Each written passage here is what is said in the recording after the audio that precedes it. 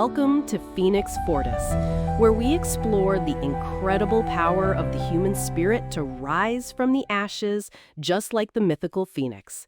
I'm your host, Diane, and today's story truly embodies what we are all about.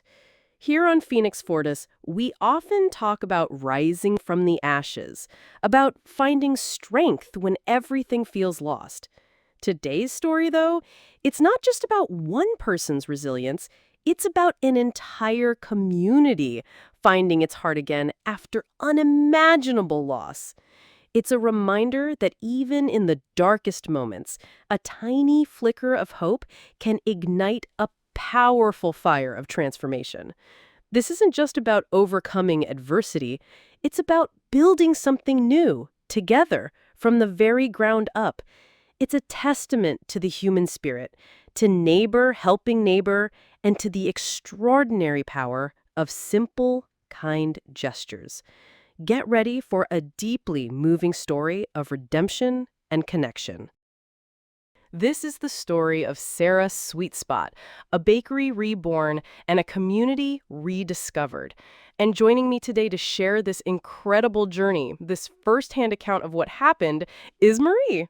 Marie, it's such an honor to have you here. You were there from the beginning, witnessing this unfold and playing such a vital part in it, too. Thank you for coming on Phoenix Fortis. Diane, thank you so much for having me. It's a story that truly changed us all. I remember that day so vividly. It was a Tuesday, I think. The news spread like wildfire, pardon the pun, but it really did. Sarah's bakery and John. The flames just consumed everything. It wasn't just a building burning. It felt like a part of our town's heart was going up in smoke. And John, he was such a kind, steady presence. Losing him along with the bakery, it was just unfathomable. The sheer devastation that settled over everyone.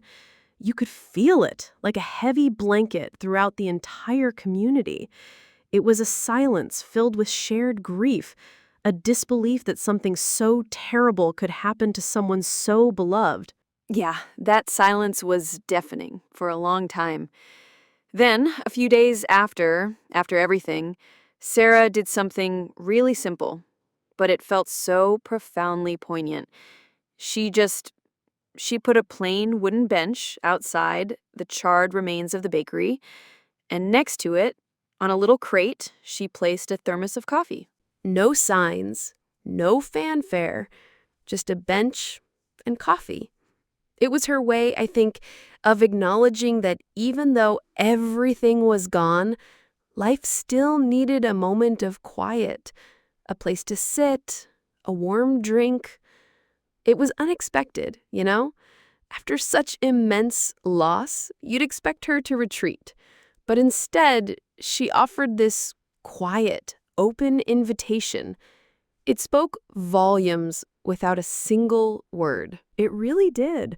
At first, people they'd walk by, slow down, maybe glance. Then one or two would tentatively sit down, not talk, just sit, share the quiet. It was like an unspoken understanding, a silent acknowledgement of the void left by the bakery and by John. Sarah would often be there too, just sitting, watching the street. Gradually, though, more people started coming. They'd bring their own mugs, sometimes even food to share. It wasn't organized, not at all. It was just organic. You'd see a neighbor you hadn't really spoken to beyond a quick hello, suddenly sharing a quiet moment with you on that bench. The coffee was just a catalyst, really. What truly started happening was that the shared grief, this heavy blanket over everyone, began to soften. People started talking, at first about the weather, then about memories of John or the bakery's famous sourdough. It wasn't about fixing anything. It was just about being there, together. We went from being strangers or just acquaintances to feeling like neighbors, like a true community again, right there in the shadow of what we'd lost. It was profoundly moving to witness. It sounds like those quiet moments, that shared presence, became something truly foundational. So, how did that evolve? How did that gentle gathering around a bench with coffee turn into what it became, this incredible force for change? That's the most remarkable part, Diane. It wasn't a sudden shift, but a gradual awakening. People weren't just sharing coffee and memories anymore. They started looking at the charred remains of the bakery, and then at each other, with a different light in their eyes. It began with whispers, really. Someone would say, "Wouldn't it be wonderful if," or "Do you think we could ever?" And then those whispers grew into conversations. One day, I remember it clearly, someone brought a notepad. It felt almost revolutionary. Instead of just talking about the past, we started talking about the future. What if we helped Sarah rebuild? Not just her bakery, but our bakery. It had always been the heart of this street, you know? The ideas just started flowing. Who knew construction? Who could get materials? Who could spread the word? It was like a dam breaking. People who had been quiet, just observing, suddenly found their voice. The initial grief hadn't vanished, but it was being channeled, transformed into this incredible, focused energy. That simple bench, that thermos, they became the boardroom table for a community determined to rise again. It was extraordinary to witness, to be a part of. It sounds like the energy was palpable. So, once those plans were in motion, what did that rebuilding effort actually look like on the ground? How did all that shared hope translate into bricks and mortar? Oh, Diane, it was a symphony of generosity, truly. Once we had a few people with construction experience step up, it was like a floodgate. Carpenters, plumbers, electricians, they just started showing up, offering their weekends, their evenings, no charge. They'd say, "Sarah's Bakery is part of us." Others who didn't have building skills brought food and drinks, organized shifts, cleaned up debris, made phone calls. Businesses donated materials, wood, wiring, even new ovens. People held bake sales in their driveways to raise money for whatever wasn't donated. Kids drew pictures of the new bakery and taped them to the temporary fence around the site, like little beacons of what was to come. The site itself was alive. There was always someone there, working, sweating, laughing, sometimes even tearing up a little, thinking about John. But mostly, it was this incredible hum of purpose. You'd see neighbors who barely spoke before now hauling lumber together, sharing stories, sharing dreams for Sarah's new beginning. Every day you could see the progress. A new wall going up, the roof framework, the smell of fresh wood replacing the old smoke. It wasn't just a building, it was tangible proof of what love and community could do. It was hope, quite literally being built brick by brick. It was the most moving thing I've ever seen, the sheer will of people coming together like that. Marie, what you've described, it sounds like it wasn't just about putting up walls and a roof, was it? It was something far more profound happening there for everyone involved. Oh, absolutely, Diane. We were never just rebuilding a bakery. That was the frame, the spark. But what really rose from those ashes was a sense of us, a true beating community, stronger, more connected than ever before. The community came together and reimagined the space. It wasn't just Sarah's anymore. It became everyone's. Sure, it still serves her incredible pastries, but now there's an open-air patio, picnic tables under the trees, a little play area with chalkboards and painted stepping stones. There are even quiet garden corners where you can just sit and reflect or share a cup of coffee. So it didn't just become a place to grab a loaf of bread, it became a place to belong.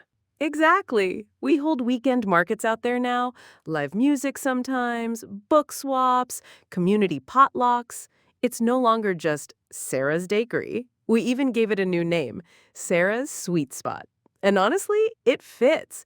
It's not just a bakery anymore, it's the heart of the town.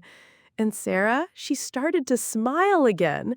I mean, really smile. You could see it in her shoulders, in her eyes, lighter, brighter as the walls went up. But the real healing, it came from watching life return, seeing people come alive again with her. I've got goosebumps, Marie. I think about how often we pass by our neighbors without ever really seeing them, just coexisting day to day. But what you're describing, it's a reminder of what's possible when we truly show up for one another. That's exactly what it was. Just showing up. One coffee, one conversation, one helping hand at a time. Before the fire, we were a neighborhood of people living alongside each other. After, we became a true community, looking out for one another. Sarah's grief, her simple act with the bench and coffee, it broke down so many walls between us. It sounds like it transformed the entire fabric of the neighborhood, a collective healing almost. Exactly. People rediscovered the joy of working together, of supporting a neighbor without expecting anything in return. The laughter, the shared meals, the conversations during those rebuilding days, it reignited something deeply human in all of us. A sense of belonging, a shared purpose that went beyond individual lives. And when the bakery finally reopened, it wasn't just Sarah's grand opening, it was our opening. Everyone felt a piece of ownership, a piece of that hope that had been so carefully, lovingly built back into our lives. It was beautiful.